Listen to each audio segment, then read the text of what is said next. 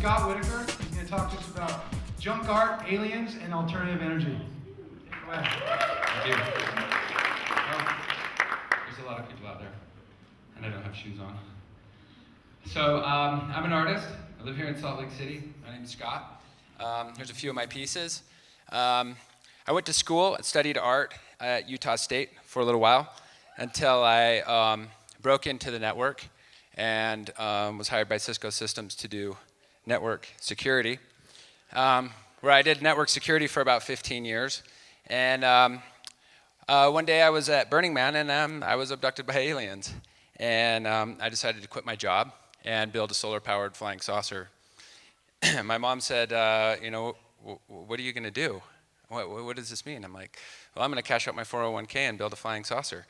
And I'm going to forge my own path. So I built this flying saucer. It's got 10 panels. It makes 1,700 watts of electricity, and it stores it up in 16 batteries. And at first, I didn't know what I was going to do with it. Originally, I was thinking maybe I would try to commune with the aliens again. So I took it to Burning Man. That didn't really work. So then I thought, okay, well, I better take it to Roswell and see if they're there. So I took it to Roswell.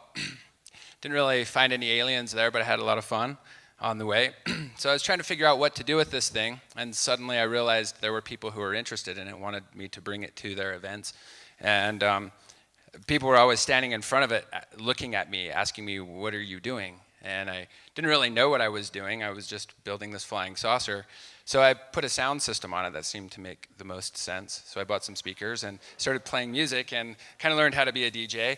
And that was really cool for a while. So I took it to Venice Beach and played some music. We drove it to South by Southwest. We went all over.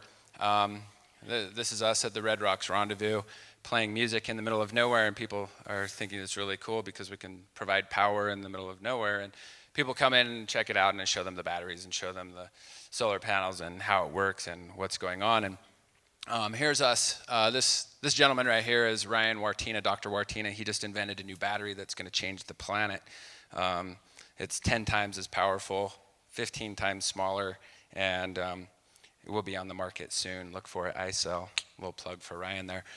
So then I realized that I had a forum because people were standing there listening to me play music, but I felt like there was something a little more important to say with my mouth. And so I started taking it to other things like the Sustainability Fair, which led me to other things. I started doing some political activism with this thing. I think one of these slides potentially will show us at the Capitol. We showed up at, this is the film festival. We started doing these guerrilla sets where we would take the saucer and set it up in the middle of nowhere just for fun. And this was us showing a series of political films on the bell tower at UC Santa Barbara. And this is, Butters Palooza.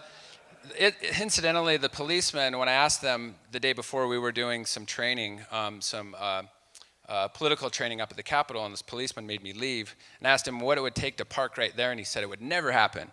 So, I don't know. The saucer has a way of making its way into interesting places. And this is us with the Yes Men. If you haven't seen this film, you got to check it out. These guys are pulling corporate pranks all around the world. They pulled an awesome one on Dow Chemical. Got to see that film. This was the Tim DeChristopher arraignment. They called us up and asked if we'd bring the saucer out.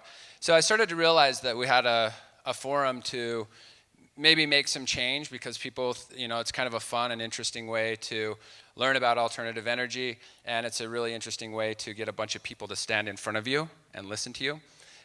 So we started taking it around to the kids, taking it to elementary schools, and just recently we wrote a play, and it's a 5-part play. In this scene, we have the water bottle monster and the solar saucer cosmonauts fighting him, and we defeat him by recycling and reusing his water bottles. And in this scene, this is the man, and he's got a coal-fired machine, and we also have the solar sheriff, which you can't see here, who has a solar cooker, and the two of them have a Great Western cook-off, and they make cookies, and it's all sorts of fun.